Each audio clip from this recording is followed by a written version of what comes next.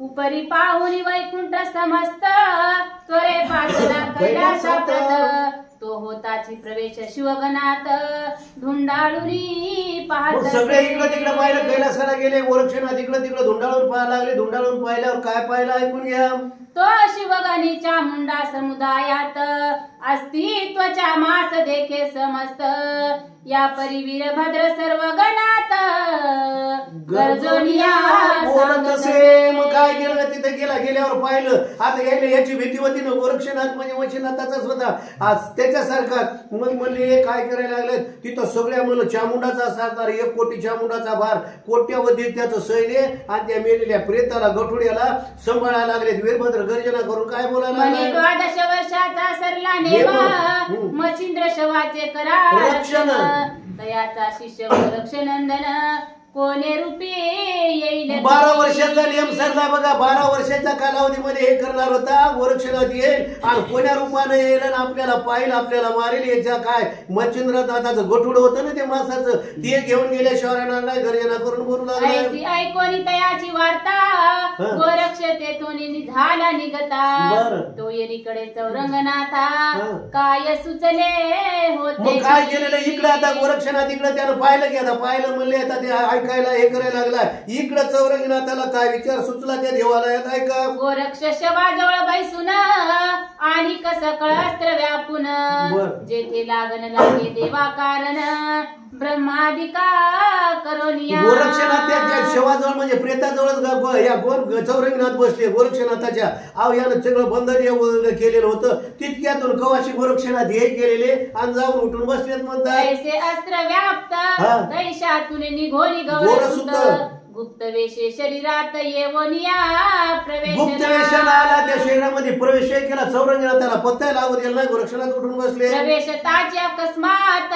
उठवणी बैसला घोर सौत मार्ग सोडून गुहाग्रहात बाहेर आले उठून बसले गेले जागेवरच पहारा द्यायला कोण चौरंगनाथ बाहेर आणि उठले बी गोरखनाथ चौरंगी जवळ आले काय केलं म्हणजे चौरंगनाथा त्याला बोलू लागले काय म्हणतात सिद्ध करोनी भस्म झोळी उभे राहिले दोन्ही बळी पर्वतास्त्र तेने काळी अर्कावरी दोघं बाहेर उभे राहिले आल्याबरोबर काय केलं आता काय करायचं म्हणजे आता बेजत कोणाच्या बसत मग आता कोण काय करील मग आता काय दिलं आपल्याला त्याला मध्यस्थी माणूस पाहिजे ना मग आता कोणीच बोलणार म्हणजे कोणाचं ऐकत नाही वीरभद्र पर्वताचं अस्त्र सोडलं आणि कोणावर सूर्यनारायणाच्या रस्त्यावर सोडलं ते मोठाचे मोठा पर्वत झाला गोरक्षमुखीचे पर्वतास्त्र प्रविष्ट होता ती स्वतंत्र माथा उचली तांबर पात्र भरोनिया निघाले गोरक्षनाथाने आपल्या मुखातून पर्वतास्त्र म्हणल्याबरोबर सूर्य जिथे त्याच्यापेक्षा वरी गेलं आणि त्या काय केलेले रथाला आडवं आलेलं पर्वतास्त्र काय केलं लक्ष योजन मिती स्वर्गी उंच झाले गवस्ती त्याहुनी माता द्विगुण पर्वती अंबराती मिरवला 1.25 लक्ष योजन म्हणलं तर 5 लाख कोस म्हण सूर्यनारायण आता सांगायला ते आणि त्याच्यावर दुप्पट झाले म्हणजे 10 लाख कोण पर्वतात सोडलं आणि त्या सूर्यनारायणाचा रथ तिथं अडथळा म्हणतात मित्रमार्गीचा धरणी रोक आकाश स्तंभ झाला एक करुणी संदनी अर्थ मार्गावरी अडथळा काय केलं एवढं मोठं केलं सूर्यानं म्हणजे आभाळाला टेकलं कोण त्या यानं पर्वतास्त्र सोडलेलं पळत चाललेले तर रथ असताना अरुण सारथी गेलं नाही धडक बसली कोणाची पर्वताची जागेवर अडथळा आला चक्रपदा चालावया वाट न पिंबळे बापा होली सुबट मग सज्ज करुणी गांडीवरची मुठ योजिता झाला महाराज मग आता यानं जागेवर कसं झालं आपल्याला जाता येणं लोक म्हणतील कसं काय आता हिवाळ्यात मोठा दिवस झाला म्हणतील ना मग असं नाही जमत म्हणले आपण काय करावं त्यानं काय केलं एक अस्त्र घेतलं पर्वतावर सोडलं तीव्र शरी वज्रास्त्र योजनी सोळी प्रविष्ट मित्र तेने करुणी पर्वतास्त्र भंगिता झाला ते सूर्यनारायणानं मंत्र म्हणला वज्रास्त्र आणि त्या पर्वताचा चुराडा करून टाकला वरी पर्वतास्त्र भंगित होता आदित्य विचारी आपुले चित्ता हे अस्त्र कोणाची प्रताप दुईता आडमार्गी झाले एवढं जर झालं आपल्याला दुप्पट आपल्यावर उंच झाला तर कोण असेल कोण प्रताप केला असेल मनामध्ये सूर्यनारायण विचार करू लागले ऐसे पाताळ कांतरी तो समजला नर गोरक्ष केसरी मग संदनास मईवरी येवनिया मनामध्ये अंतर्ज्ञानाला पाहिलं दुसरंच कोणी नाही म्हणजे नाथ पंथाशिवाय एवढं काय करायला कुणाला एवढा मोठं विद्या नाही. विद्येचं भांडार जे असतं ते मनामध्ये विचार केला आणि हे गोरक्षनाथाचंच काम आहे. नावनाथापैकी ताबडतोब व्रत खाली पृथ्वी तलावर आणला, गोरक्षनाथाला वेगळे काय करीती ओ विजय ध्वज, चंद्रास्त्राचे पेरोनी बीज, कोटी चंद्र निर्मिले. मग आता काय केलं खालच्या लोकांना आता विनाकारण त्रास होईल तर भाजून जातील. इतक्या वरी असल्यावर तरी आपल्याला उभ होती दुपारच्या पारी म्हणले हिवाळा असला तरी लोक जळून जातील. हा कोटी चंद्र निर्माण केलेले वर पाणी धार हे केलेले आणि त्या सायानं कोण सूर्यनारायण प्रतितलावर उतरले. देणे करोनी शीतळ प्रवाही, मिरविती झाली मही, मग तो सकळ दाह स्वभावी, दाऊ न शके एवढे चंद्र वगैरे केलेले शीतळ चांगल्या प्रकारे हवा झुळू केलेले. मग कोणत्या प्रकारचं सूर्यनारायणाचा दाह म्हणजे उभ कोणला होईन गेले. ऐसी समाधान स्थिती होता, परिसमीप पावला प्रविष्ट सविता, मग चौरंगी आणि गोरक्षनाथ अर्कचरणी लागत. एवढं समाधान झालेले झाल्यावर काय केलेले दोघांच्या जवळ गेला. चौरंगात गोरक्षनाथ बसले होते. दोघांना दर्शन कोणाचं सूर्यनारायणाचं घेतलं. या परिभाविक सांगून बोलता झाला जगलोचन, बारे तुझं सुख संबंध कोण दर्शविका वाचे. दोघांना जवळ कोणी नाही. बाबू म्हणले कस काय झालं काय झालं. आता तुम्ही म्हणले काय एवढं मोठा तूच सोडलाय अस्त्र, काय तुम्हाला दुःख झालं, कशा करता सोडलं मला थोडक्यात सांगा. ये रुमनती महाराजा, आम्ही उदेलो एक काजा, मचिंद्र देह तेज पुंजा, शिवगणी हरियला. हे बघा म्हणले आम्हाला काम आहे म्हणले फार मोठं काम आहे म्हणले. आमच्या मचिनाथात काय देह म्हणले छिन्न भिन्न केला आणि वीरभद्रानं त्या मोठ्या महादेवाच्या पोरानं तिथं देऊन ठेवला स्वर्ग कैलासाला. तरी आपण जाऊन तेथे सुनीती सांगावी वीरभद्रा ते, की मचिंद्र देह महिते पाठवून द्यावा की. मग काय कर म्हणले बाबा हे बघा सूर्यनारायण एक विनंती त्याच्याकरता तुम्हाला बेजार केला आम्ही तिथं जायचं आणि तुमच्याशिवाय म्हणले बेज बसत नाही. सुनीती चांगल्या प्रकारे शिष्टाई करा आणि त्याला सांगा की आमच्या गुरुवर्याचं कलेवर तुकडे जरी केला असत आम्हाला परत एवढंच काम तुमच्यावर सांगितलं. बरिया कार्या बहुधा नीती सांगोनी जरी ना ऐकती, मग मागोनी बोलावूनी घेऊया क्षिती, युद्धा लागी मिसळाया. महाराज तुम्ही गेले तुमचं जरी नाही ऐकले तर मोठ्याचे लेकर ऐकत नाहीत भानकडे. जराशी याच्यातले असले तर ऐकतच नाही की तसं नव्हतं. पण मोठ्याचे लोक लेकर असणारे ऐकतच नाही. तुला काय करायचंय त्याला कोणतं संबंधच नसते नाही का. त्या राजाच्या पोराला सांगा बरं मंत्र्याच्या ऐकते काय. मग आता हे तर मोठा माणूस होता महादेव सर्व देवा माझी थोर एक माझा उमावर, त्याचं पोरग ऐकते काय.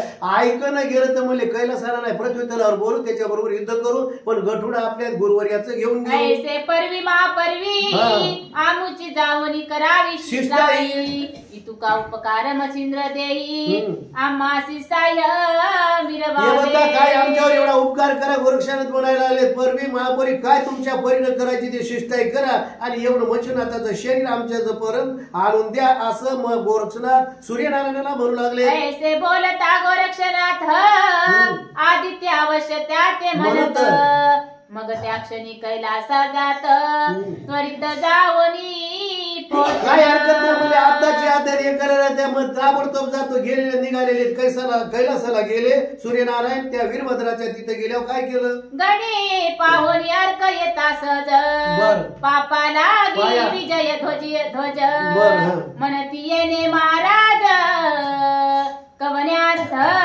झाले. काय केलेलं तिथे गेल्याबरोबर आता काय केलेलं गेल्याबरोबर काय केलेलं ते मला वाटतं हेमपूरला गेले. काय कुठे गेले बरं कैलासाला गेले. वीरभद्रा तू पुन्हा घे. गणे पाहून अर्क येता सहज,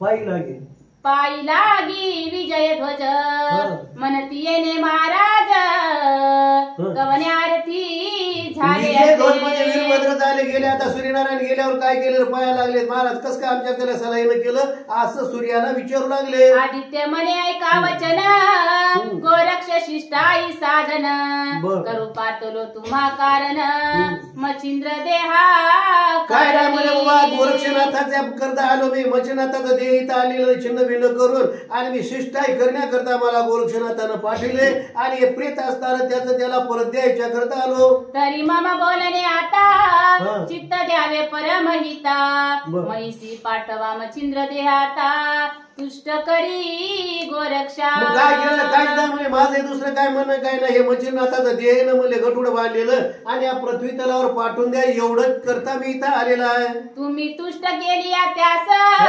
नाथ पंथे वाढेल प्रीत ऐसे उत्तर बोलता आदित्य वीरभद्र बोलत मग काय केलं असं म्हणल्यावर हे केलं ऐकून घेतलं आणि बाबा म्हणला तुम्ही याच्याकरता आले काय वीरभद्र उठला करून काय म्हणताय का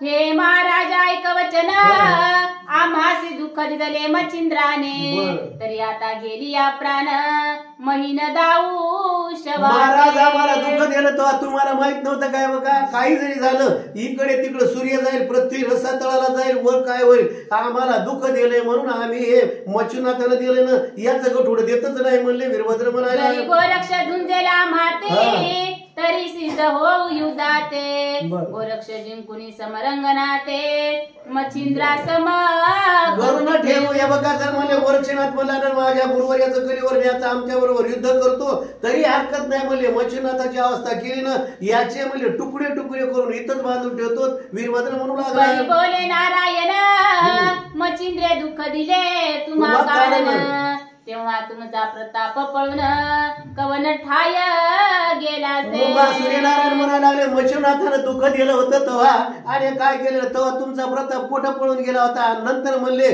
त्या बाईनं तुकडे केले म्हणून तुम्हाला गटुड सापडलं तेव्हा प्रताप नव्हता का तुमच्या सूर्यनारायण म्हणू लागले. आता अवचट घडले मनोनी प्रौढ झाला मानसे परी मच्छिंद्र जैसा तैसाच गोरक्ष प्रताप बळी असे. तुला वाटायला लागलं मच्छिनाथ जसे एवढे सामर्थ्यवान होते ना विद्यावान होते त्याच्यापेक्षा म्हणजे त्याचा शिष्य म्हणले तसा सामर्थ्यवान आहे विनाकारण याच्या वाट्याला जाऊ नको. तो तेव्हा मच्छिंद्र होता एक आता दोघे असती प्रताप अर्क ते पोपल्या सकळ धाक कृतांता समय. तुला सांगायला वीरभद्रा त्यावेळेस मच्छिनाथ एकटाच होता ते का दुवा मारला नाही कोण नाही म्हणले त्या राणीनं तुकडे करून दिले म्हणून तुला आयत मिळायला लागले. आता तर प्रताप आर्क म्हणले दोघं प्रताप येत कोण गोरक्षनाथ चौरंगनाथ तुझा काटा काढल्याशिवाय राहणार नाही मुकाट्यानं ते प्रेत देऊन टाक.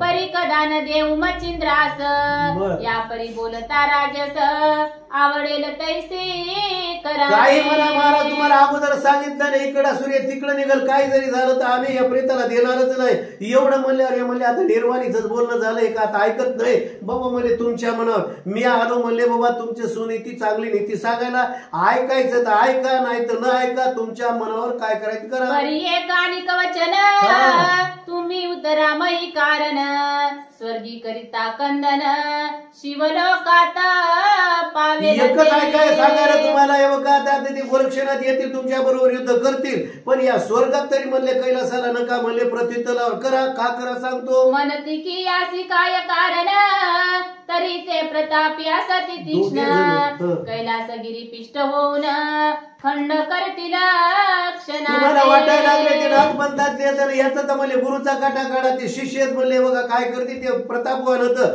कैलासाला येतील तुमचे कैलासगिरी पर्वता पिष्ट होऊन का सगळ्याला मारून टाकतील म्हणून तुम्हाला म्हणालो खाली उतरून युद्ध करा. परी ते पावन येतील वस्ती विनाश होईल स्वर्गा प्रती मग त्या कोपे पशुपती शासन करीला तुम्हा. जर हे काय केलं कैलासाचा जर खराबा केला त्यानं काय केलं तर महादेव काय करतील महादेवाला राग येईल महादेवाला राग येऊन महादेव तुमच्यावर कोपतील म्हणतात. भव भवानी अति प्रीती करीती गोरक्ष मच्छिंद्रा प्रती पहा शरीर रज सवेच्या मुंडा हाती कैलासाती काय केलेले भवानी महादेव आणि पार्वती एवढी व्यान मच्छिनाथावर नाथपंथावर प्रीती करतात का करतात तुला सांगते म्हणली ज्यावेळेस म्हणले मच्छिनाथानं गठुडं हे केलेलं ते मारलं होतं महादेवालाच पार्वती मातेनं उठील आणि चामुंडीच्या हातानं ते गठुडं नेऊन एकीक ठेवा म्हणलं कुठं कैलासाला यायला काय माहिती वीरभद्राचं हे वाकडं देणार नाही म्हणून तुम्हाला सांगायला लागलो एवढी प्रीती महादेवाची आणि ते मुकाट्यानं गठुडं देऊन टाका. तरी आता शिवान कळता मानेल तैसे करावे चित्ता ऐशी गोष्ट आदित्य बोलता सर्वापरी मानले. मग सगळं केलेलं आता महादेव आपले सूर्यनारायण बोलू लागले सगळ्याला बरं वाटलं किंवा बरं आहे बरं मात्र हे हेकड पोरग ऐकच ना याला कोणाची तळमळ नाही काय नाही म्हणलं ऐकतच नाही. सगळे म्हणायला आले वीरभद्रा बरं आहे म्हणले याच्यात चांगले. सूर्यनारायण म्हणाले हे काय कर नाही म्हणलं मी ऐकतच नाही देतच नाही म्हणलं देत नाही. मग वीरभद्र म्हणे सर्व गणासी तुम्ही युद्ध जावे सर्व महिसी दुःखा लागता काही रणासी मीही येतो मागून. आता खाली उतरून युद्ध करा म्हणले ना सूर्यनारायण वीरभद्रानं सहज आज्ञा केले जा म्हणले कशाला पुन्हा त्यानं बोलवा म्हणाय काय सगळ्याला आज्ञा केली. जर तुम्हाला काय दुःख वाटू लागलं काय आपले सगळे मेले तिथे सैन्य मग मला कळवा म्हणले मग मी येतो मात्र मी आता येत नाही बघा वीरभद्र म्हणायला. मग अष्टभैरव गण अवश्य म्हणून करीती गमन विमाने प्रत्यक्ष घेऊन शस्त्र अस्त्रादिकी सगळे काय केले आता यानं आज्ञा केली होतं मोठ्याचं पोरग सगळे आता आज्ञेत होते सगळे लोक आता काय केले सैन्य शस्त्र अस्त्र वगैरे घेतले आपल्या वाहनामध्ये बसून पृथ्वी तलावर आले. 72,84,00,000 येताची देखे नाथ गोरक्ष मग चौरंगी ते बोले प्रत्यक्ष सावध होई मम. मग काय केलेलं 72,84,00,000 म्हणून त्या एकट्या दोघांना मारायला येऊ लागले. सगळ्यांना म्हणजे पायऱ्यावर यायला गोरक्षनाथानं हे म्हणजे चौरंगनाथा हे बघ आलेत म्हणले 11 सारखा तवाचे तवा आजार असं सावध व्हायचं. शिवगण येताची मही लोटते झाले शस्त्र प्रवाही ते गोरक्ष पाहुणे त्या समयी वज्रास्त्र निर्मिले. काय केलं पाहिल्याबरोबर आता पाहिले जवळ झाले गोरक्षनाथानं वज्रास्त्राचा निर्माण केलं मंत्र म्हणला आणि टाकला. वज्रास्त्र पातले लवण लागता सहस्र वेळा भवते फिरता तेने शिवगणाचे शर समस्त अंगी लिप्ता हे बाण हाणायला लागले याच्याजवळ मंत्र नाही ते अस्त्र काय सोडायचे एवढंच होतं की हे काय करायला वज्र अस्त्र सोडलं यायनं गर जसं सुदर्शन चक्र फिरत आहे तसं फिरू लागलं ते यायनं बाण आणलेले जवळ येणं गेले. ते पाहुणे सकाळ शिवगण योजिती अपारास्त्रा कारण तितुक्याही अस्त्र उभय जन लक्ष धरणी उडवी ते टाकायला अस्त्र आता एवढे कोट्यावधी ज्याच्या जवळ एक असं सगळे सोडायले ते सगळ्याला आडून धरायला लागलेत.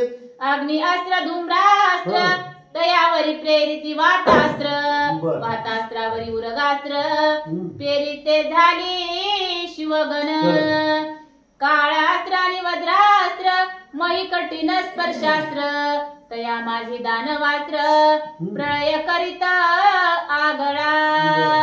ते पावनी गोरक्षनाथ प्रेरिता झाला जलदास्त्र तया मागे पर्वतास्त्र लागोपाठ करीतसे तया मागे खगेंद्रास्त्र तया मागे संजीवनी अस्त्र मग प्रेरी इंद्रास्त्र ते जावनिया झगटे विभक्तास्त्र देवास्त्र कठीण तीही झगटती त्वरे करून ऐसे अस्त्र परिपूर्ण गण अस्त्र ते भंगी. मग काय केलं या एकमेकाला सोडायला लागले तेच सोडायले ते भंगायले ते हे करायला लागले असं त्या ठिकाणी युद्ध चालू झालं. त्यात काय करी चौरंगीनाथ हळूची मोहनास्त्र प्रेरित ते संचरुनी गुण हृदयात मग पिसाटपणी मग काय केलं आता काय नाही म्हणले आता या अस्त्राला अस्त्र आपलं म्हणले ते काय करायला उत्तर द्यायला लागले. मग काय केलं चौरंगीनाथानं विचार केलेला महाराज म्हणले आपल्याजवळ अस्त्र काय कमी आहेत काय म्हणले मोहिनीचं अस्त्र घेतलं भस्मचे मोठे घेतले आणि मोहिनीचं अस्त्र म्हणून त्या लोकांवर टाकल्यावर झगड झाली जरा कर पडले असतील पिसाटासारखं ते गगन त्याचे का वीरभद्राचे पळू लागले. सर्वांची नाही देह भान तेने न कळे आलो कोण कार्य लागून पिशाच व्रती भ्रमत रान व्यर्थ फिरती जाहले. मोहिनी अस्त्र आपल्याला माहिती आहे मी नेहमी सांगतो मला सांगा वाटते नाही बरं वाटते बाजारच्या दिवशी आमच्या इथे बघा आता तर रोजच चाले पण बाजारच्या दिवशी कशाला आलो मी काय नाही एकच मोहिनी अस्त्र घ्यायचं काय 22-25 का 50 रुपयाचं असं ते घ्यायचं. अहो ते बाजार कोणीकडे तोंडात माश्या पड्यात मी कशाला आलो का बाजाराला आलो का कशाला आलो त्याचं देह भान नाही काय नाही एवढं मोठं त्यानं औषध टाकलेलं ते सुधरू देत नाही माणसाला. मग आता कशाला आलो आपण जिकडे तिकडे बाजार पडलेलं असते सगळं तोंड वाचून पडलेलं असते माश्या तोंडात काय बाय हे ठेव आणि असं जर मोहिनी अस्त्र मंत्राचं म्हणल्यावर हे पिसाटासारखं जागोजाग पडलेले लोक काय सुधरून आणि चौरंगीनाथ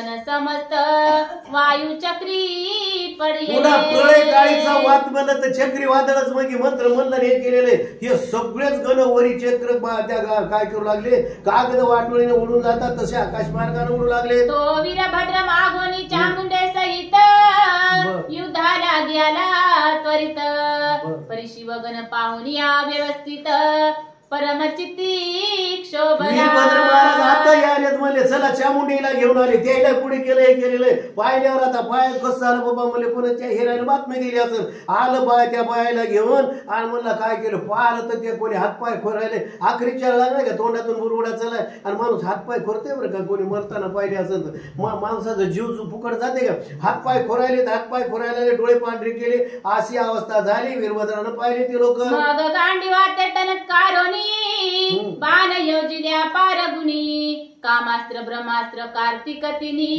विविध बाणी पाडी. वीरभद्रानं काय केलेलं विविध असणारे कार्तिकास्त्र या असणारा ते त्या काय केलेले त्याच्यावर सोडले. जैसा प्रळय काळीचा वडवानळ तो यत्नेन पावे कदा शीतळ तन्याय शिव बाळ कोपानळी.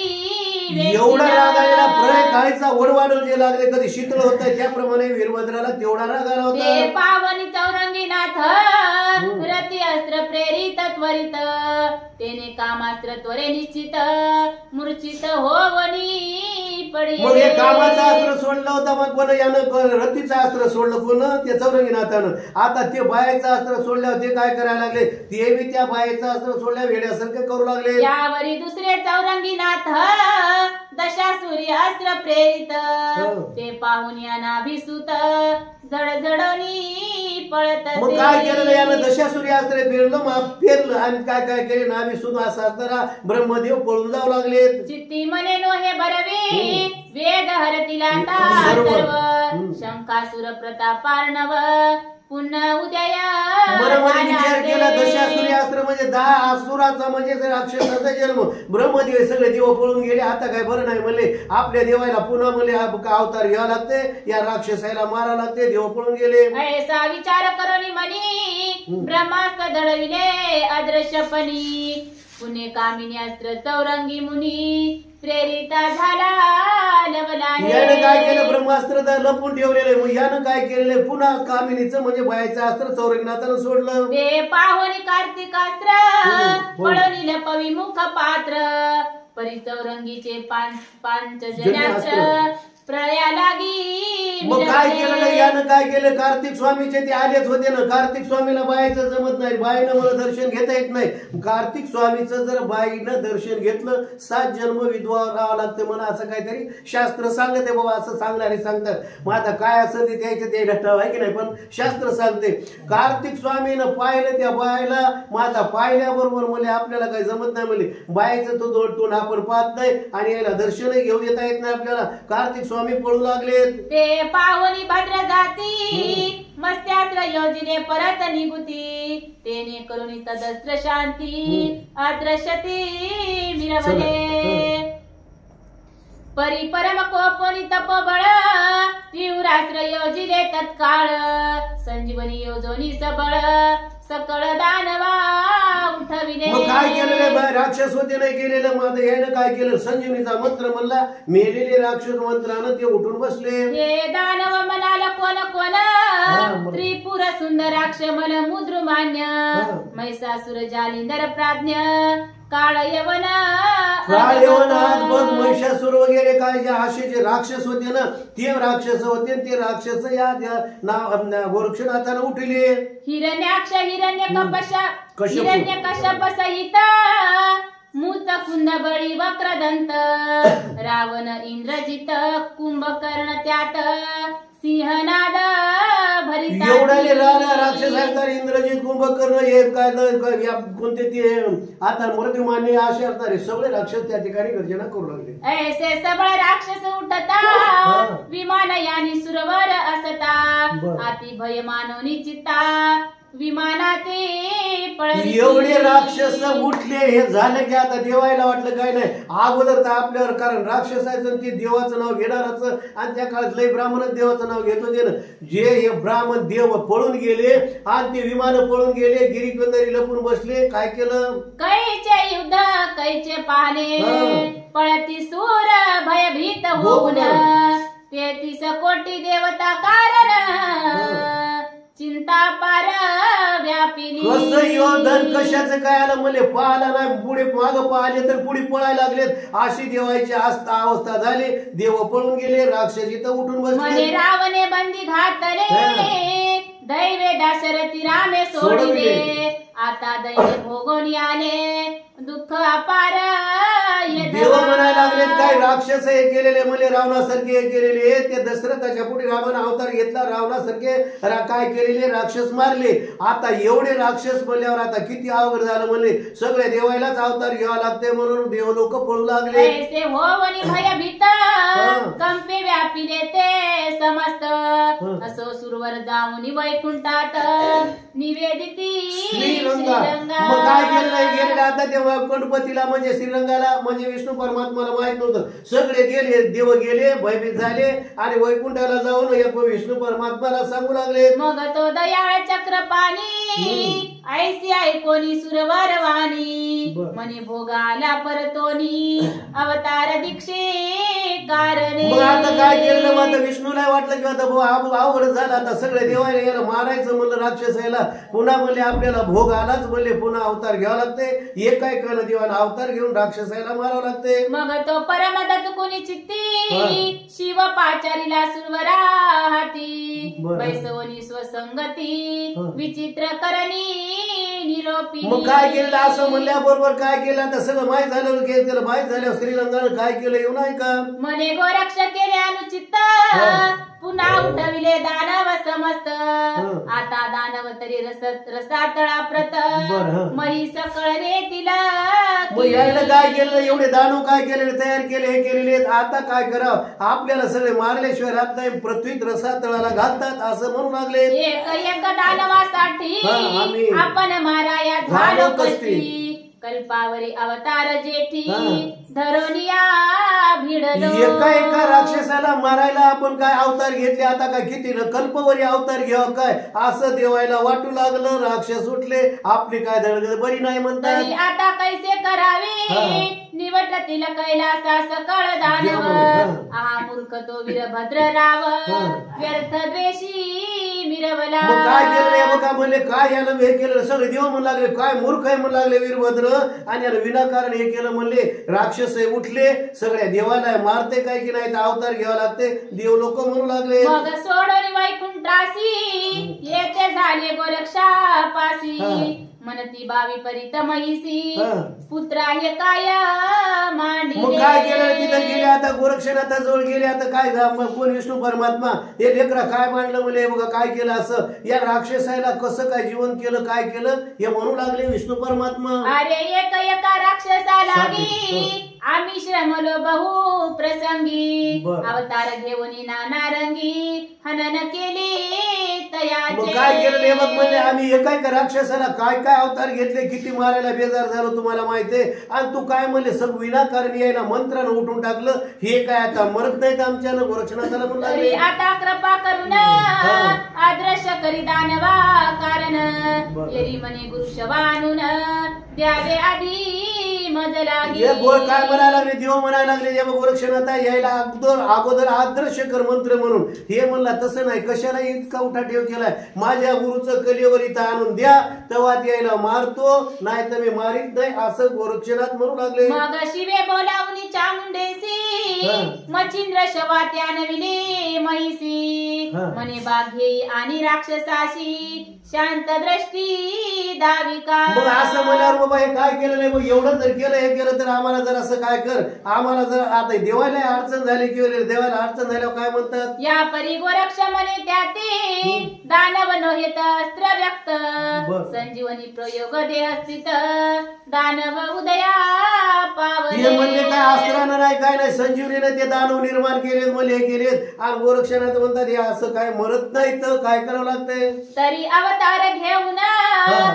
पुन्हा योजारण कंदन बर. ना तरी वीरभद्राची आस्था सोडून द्यावी लागेल तुम्हा मग काय केलं वीरभद्रानंच हे केलं ना मग आता ते देईनं गेला एवढं हे केलं युद्ध केलेलं आहे हे बघा म्हणले येतं दानव म्हणले तुम्ही युद्ध करून मारा नाहीतर काय करा म्हणले दानव जर मारायचे असले तर काय करा या वीरभद्राची आशा सोडून द्या म्हणले महादेवाला म्हणा आता वीरभद्र आपल्याला झालंच नाही ना तर आपला मेला असं म्हणून समजायचं असेल तर म्हणले मी त्या दानवायला मारून टाकतो यावरी बोले भालदृष्टी येर पोर नाही मने पोटी बर. परिनाथा राक्षस जेठी दुःख देतील आम्हा मग काय केलं नाही आता महादेव म्हणायला लागले माझ्यावर झालं बाबा सगळं असं तर हे नाथा आणि माझ्या पोटी पुत्र दुसरा काय नाही एकटच पोरग आहे आणि जरा हाय म्हणले एक का काय म्हणले एक पुत्र महाभूत आहे म्हणले मला माहित आहे यानंच उठाठेव केली पण म्हणे आता दुसरं पोरगच नाही की पोटी जरा असं याच्यावर लक्ष राहू दे गोरक्षनाथाला महादेव म्हणतात एक मधु दैत्य माजला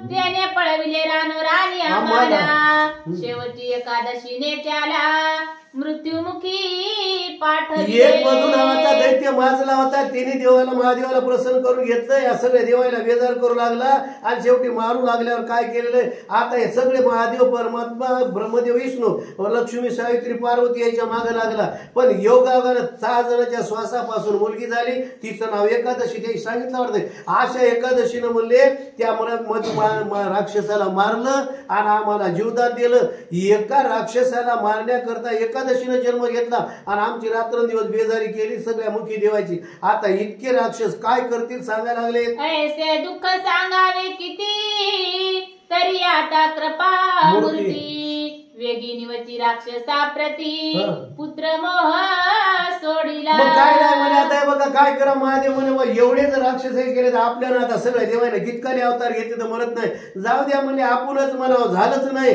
वीरभद्राची आशा सोडतो रे बापा मात्र या राक्षसाला मारून टाक ऐसे शिव विष्णू बोलता येरीकडे राक्षस समस्त वीरभद्र पाहुनी झुंजत धनुष्यबाण मग काय केलेलं आहे राक्षस हे करायला लागले वीरभद्र त्याच्या बरोबर युद्ध काय सगळे मिळून करू लागले सगळ्याच राक्षसाचं वीरभद्राचं युद्ध चालू झालं काय केलं बरी तो प्रतापी भद्र जाती एकटा झुंजतो सर्वा प्रती नाना शस्त्रास्त्राकृती निवारित बलिष्ठ एकटाच असं सगळ्या राक्षसा बरोबर जा युद्ध करू लागलाय तुष्ट होता गोरक्षसती वाताकर्षण अल्पयुक्ती भस्मचुमुटी रणकंदना प्रती हे कोणिया देत मग हे काय केलं असं या वीरभद्र एकटाच हे करू लागला की मग यानं काय केलेलं वातास्त्र मंत्र म्हणला त्या रणकंदनावर फेकून दिला ऐसे वीरभद्र आणि राक्षस संपूर्ण एकमेळी माजले कंदन